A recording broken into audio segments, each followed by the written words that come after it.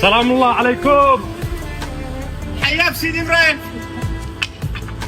حبيب قلبي، حياك يا سيدي ابراهيم. انا جيت اليوم مجبور بخاطرك ونصورك فوق احلى سياره. الله يحفظك يا سيدي ابراهيم. كيف حالك؟ قصة جمال هي قصة إنسانية انتشرت بشكل واسع على مواقع التواصل في اليمن خلال الفترة الماضية، وأثارت تعاطفاً كبيراً. ملخص القصة: جمال شاب يمني بسيط يعمل في ظروف صعبة، وظهر في مقاطع فيديو وهو يتحدث بعفوية عن حلمه بالزواج وعدم قدرته المادية على تحقيقه. وقال في المقطع أنه رفضوه للزواج، وكان يتكلم بحزن كبير وكلمات من القلب. أسلوبه الصادق وابتسامته وطريقته التلقائية في الكلام جعلت قصته تلامس قلوب الناس بسرعة.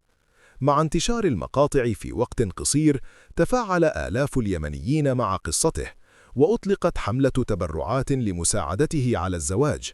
شارك في الحملة رجال أعمال وناشطون على مواقع التواصل، ومن أبرز الداعمين إبراهيم الخولاني الذي أعلن دعمه المادي لجمال وساهم في إنجاح الحملة، ما زاد من انتشار القصة وتحولها إلى ترند إنساني إيجابي.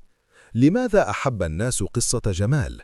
لأنها تمثل واقع شريحة كبيرة من الشباب، خالية من التمثيل أو التصنع، تعكس روح التكافل المجتمعي. باختصار، قصة جمال ليست مجرد زواج، بل مثال على كيف يمكن للتعاطف والتكاتف أن يصنع فرقاً حقيقياً في حياة شخص بسيط. وفي النهاية، لا تنسى الاشتراك في القناة وتفعيل زر الجرس ليصلك كل جديد. وجب التواجد.